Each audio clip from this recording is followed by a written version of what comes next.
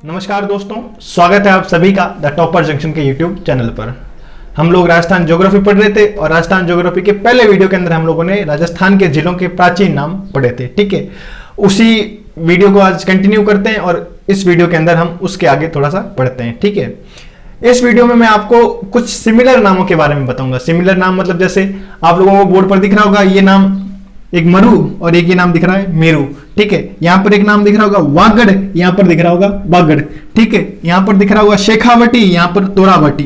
तो इन नामों के अंदर क्या डिफरेंस है, इन जगहों में क्या अंतर है या क्या है, इनका कारण क्या है, ये अपन आज पढ़ेंगे। ठीक है, तो आइए शुरू करते हैं क्लास को।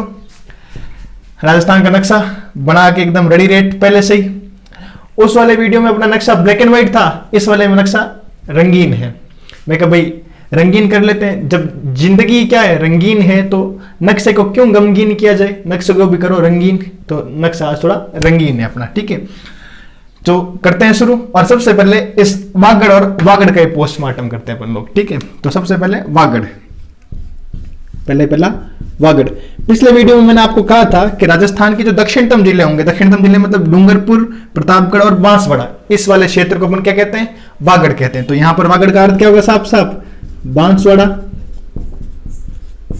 प्रतापगढ़ और डूंगरपुर, ये तीनों जिलों वाला जो क्षेत्र है ये क्या कहलाता है, वागड़ कहलाता है। ठीक है, वागड़ मतलब क्या क्या, बांसवाड़ा, प्रतापगढ़ और डूंगरपुर। ठीक है ना, तो उम्मीद करता हूं कि आप लोगों ने लिख लिया होगा। ठीक है, तो ये आ गया आपके वागड़। वागड़ में बांसवाड़ा, प्रतापगढ़ और डूंगरपुर। ठीक है, अब इसी में मैं आपको बताता हूं वागड़ क्या है। ठीक है, इसमें क्या है, वागड़। ठीक है, तो देखो दोस्तों, आपको ये दिख रहा होगा, ये जो बीच वाली पट्टी है जिसमें लिखा है अपन लोगों ने मेरू। मेरू का मतलब होता है अरावली। जब आगे अपन पढ़ेंगे मेरू मेरू मरु और मेरू के अंदर फर्क तब मैं बताऊंगा। तो ये पट्टी है, ये अरावली है, आप इतना मानिए। ठीक है, अरावली के पश्चिम क्षेत्र, अरावली का जो पश्चिम क्षेत्र है, जहां पर देखिए इसकी विशेषता देखिएगा, जहां पर पुरानी जलोढ़ मिट्टी पाई जाती है। क्या पाई जाती है, पुरानी जलोढ़ मिट्टी। ठीक है ना, अरावली के पश्चिम का वह क्षेत्र जहां पर पुरानी जलोढ़ मिट्टी पाई जाती है उसको अपन लोग क्या कहते हैं, वागड़ कहते हैं। ठीक है, और वागड़ का विस्तार कहां कहां पर है, पाली, नागौर, उसके बाद सीकर और हल्का फुल्का सा ये इधर झुंझुनू में। ठीक है ना, तो वागड़ जहां पर पुरानी जलोढ़ मिट्टी पाई जाती है अरावली के पश्चिम में है। ठीक है ना, अरावली का पश्चिम क्षेत्र विस्तार कहां कहां पर है, पाली, नागौर, सीकर और झुंझुनू के अंदर। तो ये वागड़ और वागड़ के अंदर आप लोगों को डिफरेंस था। ठीक है, अब हम लोग पढ़ लेते हैं आगे। वागड़ वागड़ हो गया, उसके बाद मरु मेरू। ठीक है, मरु और मेरू पढ़ लेते हैं। चलिए बात कर लेते हैं मरु और मेरू की। तो सबसे पहले मरु लिखा हुआ, ये मरु। ठीक है, अब देखो दोस्तों, मरु मतलब क्या है, राजस्थान का पश्चिमतम क्षेत्र। ठीक है, पश्चिमतम क्षेत्र जहां पर क्या है, शुष्क प्रदेश है। कैसा प्रदेश है, शुष्क प्रदेश है।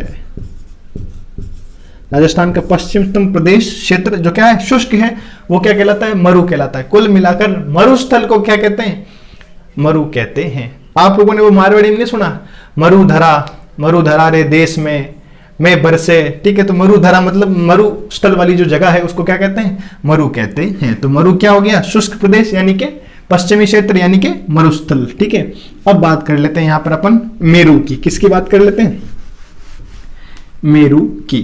ठीक है, ये मेरू आप लोगों को ये यहां से लेकर के यहां तक दिख रहा होगा, ये लाल पट्टी यहां तक। ठीक है, तो ये वाला क्षेत्र क्या है, मेरू है। मेरू मतलब अरावली का प्राचीन नाम क्या है, मेरू है। ठीक है, और अरावली इन पुराना नाम मेरू। ठीक है, अब देखो दो बात और, अरावली का निर्माण किससे हुआ है, सॉरी, अरावली गोंडवाना लैंड का पार्ट है। किसका पार्ट है, गोंडवाना लैंड का पार्ट है। ठीक है ना, और एक बात, अरावली राजस्थान का सबसे प्राचीनतम क्या है, भौतिक प्रदेश है। प्राचीनतम भौतिक प्रदेश है कौन, अरावली। तो ये आपके मरु और मेरू।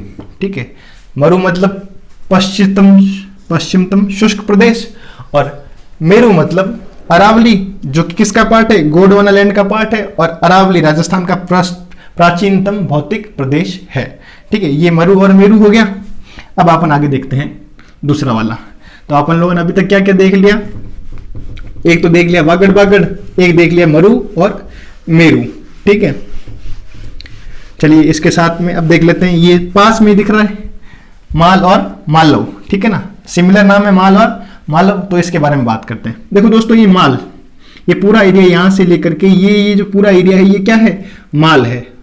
माल का मतलब जो आप समझ रहे हो वो तो कतई नहीं है। माल मतलब राजस्थान का हाड़ौती वाला भौतिक प्रदेश क्या कहलाता है, माल कहलाता है। हाड़ौती वाला जो भौतिक प्रदेश है राजस्थान का वो क्या कहलाता है, माल कहलाता है, ठीक है ना। यहां पर हाड़ौती पठार का विस्तार है और हाड़ौती पठार किससे बना हुआ है, बेसाल्ट लावे से बना हुआ है। किससे बना हुआ है, बेसाल्ट लावे से, ठीक है ना। और इसका विस्तार कहां कहां पर है हाड़ौती पठार का, तो हाड़ौती पठार का विस्तार कहां कहां पर, हाड़ौती प्रदेश का विस्तार है कोटा, बूंदी, बारां और झालावाड़। तो ये आपके क्या है, माल, ठीक है ना। माल मतलब हाड़ौती पठार वाला क्षेत्र, कौन कौन जिसका निर्माण किससे हुआ है, बेसाल्ट लावे से हुआ है। कौन कौन से जिले हैं, कोटा, बूंदी, बारां और झालावाड़, वो तो हो माल, ठीक है। अब आगे पढ़ा मालव, मालवा, ठीक है ना। अगला क्या है, मालवा।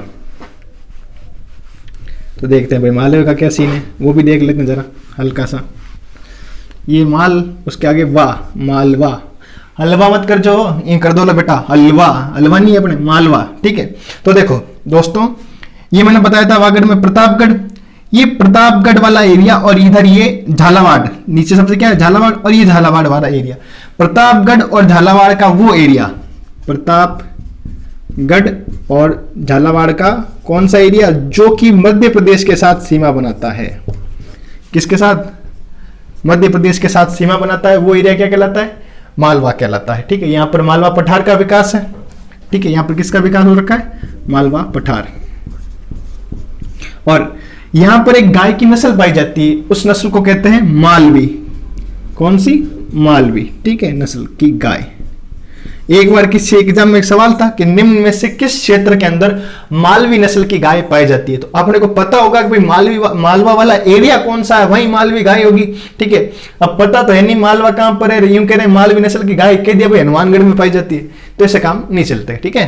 तो आपने को जब पता होगा कि भाई कौन सा वाला एरिया मालवा वाला है, तो वहीं उस एरिया में जो गाय पाई जाएगी वो कौन सी होगी, मालवी गाय होगी, ठीक है। तो ये माल वाला क्षेत्र था, हाड़ौती प्रदेश वाला, और ये मालवा, ठीक है ना। तो ये मालवे के बारे में बात थी। तो 3 कंप्लीट हो गए अपने, वागड़ बागड़, मालवा वाला और मेरू और मेरू वाला, ठीक है। अब अपन देख लेते हैं, इसी के पास में ये 2 नाम दिख रहे होंगे आपको हरे कलर में, भोराट और भोमट। कौन कौन से, भोराट और भोमट, इसको देखते हैं अपन, ठीक है। ये 2 बना रखे हैं, तो ये इसका मतलब है पठार या पहाड़ी, ठीक है ना, इसका मतलब है पहाड़ी, ठीक है। अब मैं बताऊं, देखो ये ऊपर वाली ये जो पहाड़ी दिख रही है आपको, ये है राजसमंद के अंदर कुंभलगढ़ की पहाड़ी। किसकी पहाड़ी, कुंभलगढ़ की पहाड़ी, ठीक है।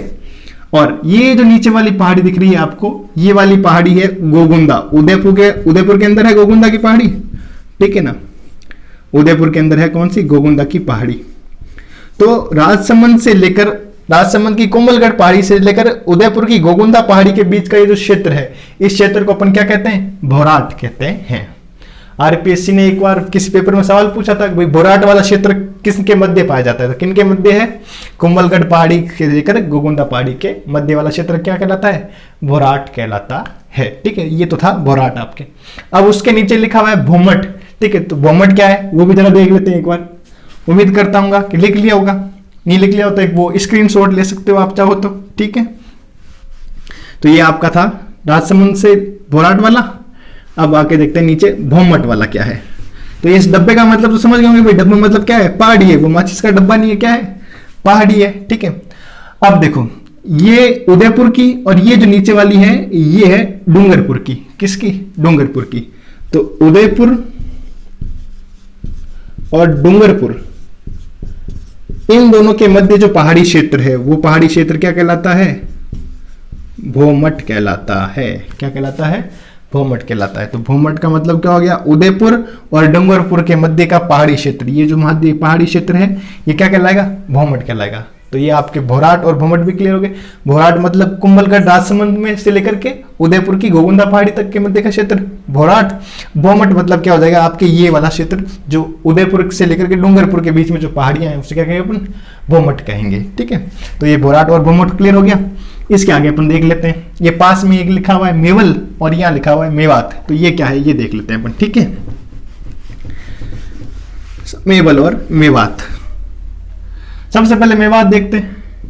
मेवात प्राचीन समय में अपने जो अलवर और भरतपुर वाला क्षेत्र है, वर्तमान का जो अलवर और भरतपुर क्षेत्र है, अलवर और भरतपुर क्षेत्र, इस अलवर भरतपुर क्षेत्र को मेवात कहा जाता था। मेव जनजाति रहती थी, मेव जाति के कारण इसको क्या कहते हैं अपन, मेवात कहते हैं। ठीक है ना, तो ये क्या हो गया अलवर और भरतपुर, और इसमें मेव जाति रहती थी, इसके कारण इसको क्या कहते थे, मेवात कहते थे। अब ये है मेवल। ठीक है, अब क्या है मेवल, तो मेवल को देख लेते हैं अपन क्या है मेवल। डूंगरपुर और बांसवाड़ा के बीच का जो पहाड़ी क्षेत्र है, डूंगरपुर ऊपर वाला और नीचे बांसवाड़ा, इन दोनों के जो मध्य पहाड़ी क्षेत्र है इसको क्या कहते हैं अपन, मेवल कहते हैं। बांसवाड़ा और डूंगरपुर के मध्य का।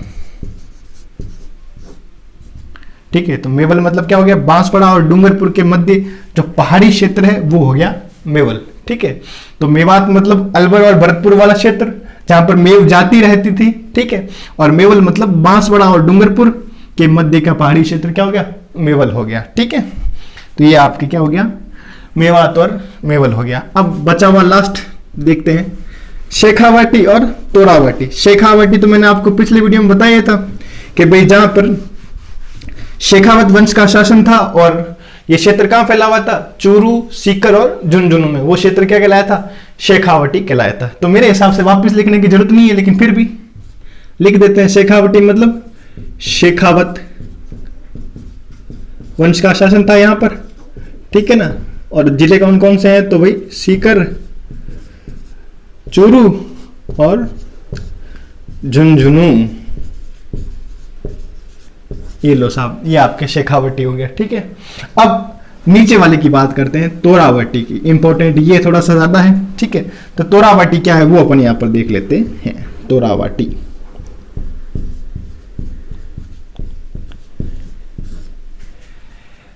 यहां पर कांतली नदी चलती है। कौन सी नदी, कांतली नदी। कांतली नदी का जहां अपवाह क्षेत्र है, कांतली नदी का अपवाह क्षेत्र, वो वाला एरिया क्या कहलाता है आपके, तोरावटी कहलाता है। ठीक है, क्या कहलाता है, तोरावटी। यहां पर तंवर वंश का शासन हुआ करता था। तंवर वंश का क्या होता था, शासन, इसलिए इस एरिया को क्या कहने लग गए, तोरावटी कहने लग गए। ठीक है, तो ये थी बातें अपनी वागड़ बागड़ की, वरु मेरू की, इन सब की। ठीक है, तोरावटी की, इन सब की बातें ये थी। तो उम्मीद करता हूं कि समझ में आया होगा अच्छे से आप सभी को ये लो वीडियो। ठीक है, कि भाई कौन सा एरिया कहां पर है, कैसे क्या है। इसके 4-5 कुछ नाम और हैं, तो वो मैं अगले वीडियो में खत्म कर देंगे अपन। ठीक है, मैं थोड़ा ये बोर्ड कुछ ज्यादा ही कचरा हो जाता है, ये इधर लिख दिया उधर लिख दिया, समझ में कम नहीं आता कि भाई ये क्या है, घास से काट दिए। तो इस चक्कर में इसको आधा ही किया, मैं आधा अगले वीडियो में कर लेंगे। अपन कौन सा कहीं जा रहे हैं, ठीक है, यही है। सरकार जब तक लॉकडाउन नहीं खोलती तब तक अपन भी यही है और ऐसे ही पढ़ते चलेंगे। ठीक है, तो वागड़ बागड़, तोरावटी, शेखावटी, मेवत, मेवल सब समझ में आ गया होगा। उम्मीद करता हूं समझ में आया हो। तो वीडियो को लाइक कीजिएगा, कमेंट कीजिएगा और अपने यार दोस्तों के साथ शेयर कीजिएगा। और शेयर कर बो करो ताकि ज्ञान कहीं है सगड़ा ने मिल बो करे। ठीक है, चलिए जी, धन्यवाद।